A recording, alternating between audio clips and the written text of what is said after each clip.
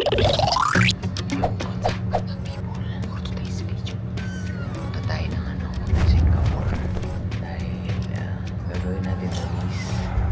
natin yung mga parts na mga in-order natin before. Nakita ko kasi na nakapost na eh. Pupuntahan natin din. Ang balak ko sana hindi na ako magdadala ng bike. Naisip ko bigla na nandun na rin naman ako. Mag-bike na ako. For time check natin is 3:55 AM. So first flight tayo. Kaya maaga tayo. Boarding na tayo. Kaya lang natin si Mel dahil susunduin niya pala tayo dito eh. Exactly 5. Hindi ako masyadong nakapag-vlog sa loob. Nakakaya din sa mga nagpapahinga. Unang gagawin natin sa Singapore, kung ano muna yung pwedeng iputan dun sa mga shop at puntahan. Paunahin na muna yun. Iwan na lang muna yung mga gamit sa lobby ng hotel. Bili ka lang ng suka sa Singapore pa. Wala naman din ako masyadong gagawin din kasi kaya naisipan ko pumunta na rin na Singapore. Kaya man lang before kasama ko si Mel. Paano kung mag-extend tayo ng kung sakali ha? Kita lang akong extra na. Mag-mandi tayo kung kano tayo.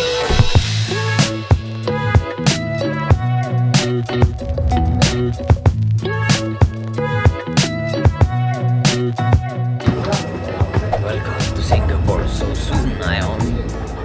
Let's go. Yan na. Yan na, Melo.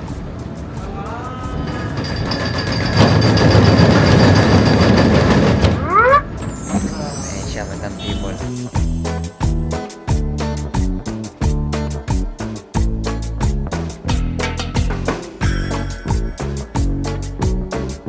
naman lang people. Safe yung bike natin. Safe na dumating. Diba? Normal lang naman yung mga konti-konting gasgas na ganyan. Pero hindi walang major na mangyayari sa bike mo. Yun ang pinaka-importante dun. Sana makapag pumayag sila mag-early check-in yung bike natin. No?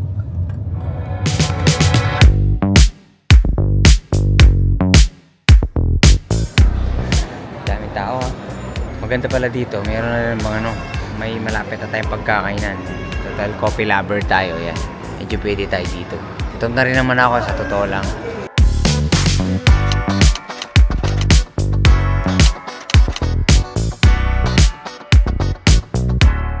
Gamit natin dala is HJC. Thank you Boss Jason. HJC Philippines. Sunblock, cold water, bar, tetherbed. Thank you brother Paulo Soler. Ito yung namin ng people. Hindi ko alam kung breakfast or lunch. Lang alam ko, makain ako ng yogurt na healthy. So, baba ng hotel namin. Sakto to sa akin. Ito yung pinakain ko.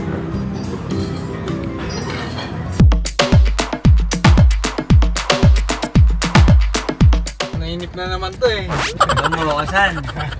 Saan tayo pala mauna? Paulit tayo. Bukas na yun. Sa people, papunta tayo ng Pilit. Sana mapag-iusapan natin kasi may yun nga, yung sabi ko yung warehouse na close. Dahil dun sa drop bar na kukunin natin. Pero sana pwede pag-iusapan natin.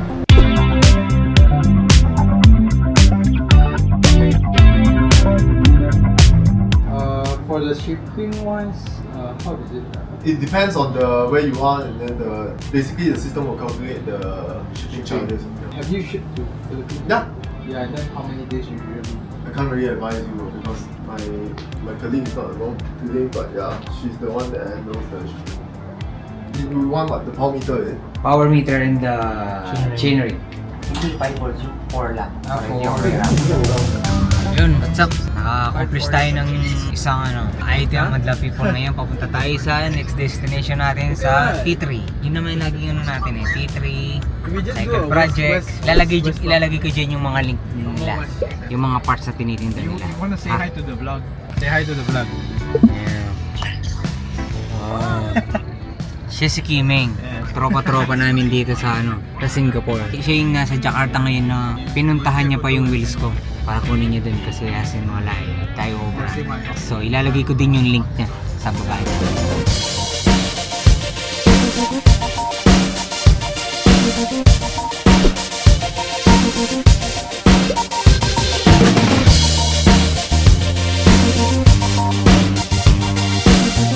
Ito lang yung na-achieve natin, madlang people. Battle cage, crank arm, rotors, carbon TI. Sa ngayon, ito muna yung kukunin natin. Ito, may pinapakita siya. Pang SRAM. Mas ito yung gusto ko. Ano natin, magugustuhan natin. Pero ito yung pinaka-ano. What's this? Titanium? Titanium, 3D printed. 3D printed titanium.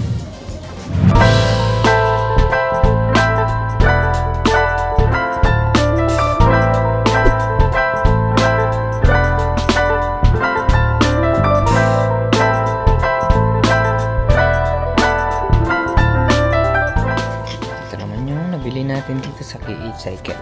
Mounting. Yan, battle cage, shades, gloves, and bag. Yan. So, nandito na tayo sa...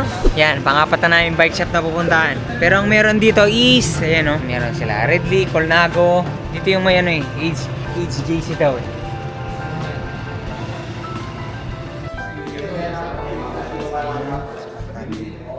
Wala to sa Pinas. Ito yung nahanap ko kasi madlang people.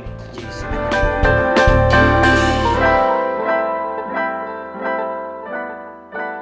So, nakuha natin dito, madlang people, is ilaw para kinaladok, tsaka isang saddle. Alam yung na-achieve natin dito. Saan tanong mo ako may ano dito?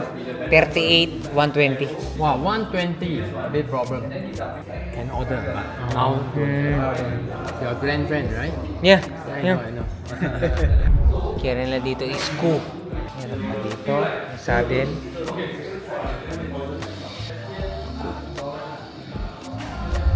Kaya kami napadpad dito, madlang people, dahil sa HJC na helmet.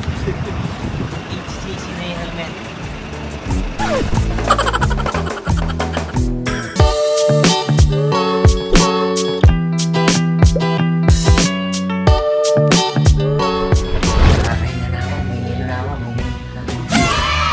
Ayan yun. Yung kanina small.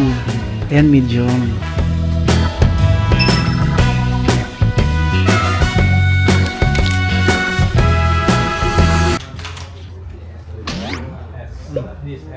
Small.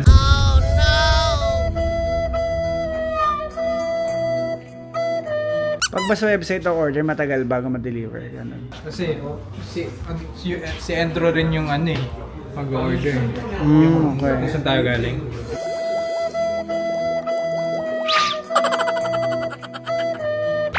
Kasi nakalagay. Kasi naman nakalagay MO.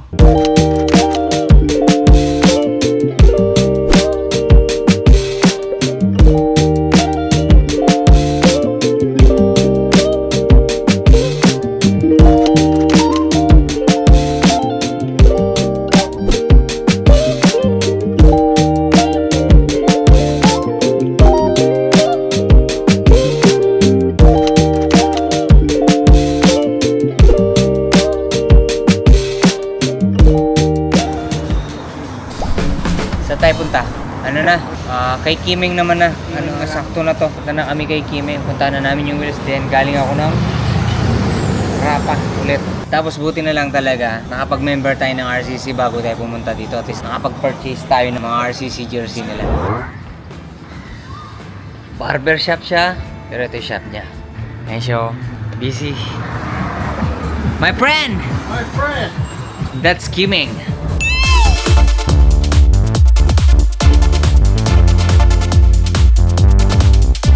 Maliit lang tong shop pero grabe. Yung mga hinahanap nyong mga parts na hindi nyo in-expect, makikita nyo dito. Sunglasses ni Pogi, dito ko nakita. Lahat, alos mga limited yung mga ano nyo dito. Parts na meron siya.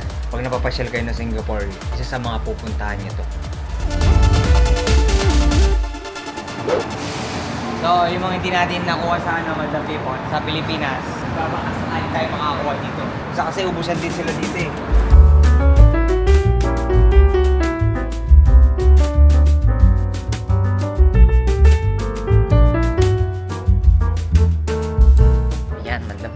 Today is Monday. Pupunta na tayo sa Drop Bar. Hinintay kasi natin talaga yun eh. Siya talaga yung nagpahintay sa atin. Kaya ba tayo nag-extend? Ngayon natin yung Drop Bar kay Elite. Ayun pa kayong draft bar. Yan ba yun? Order. Draft bar, yeah. Don't have the free hub. You can get that next time. What? The free hub for the AR. Ah, you don't have. Yeah, I know. Sorry.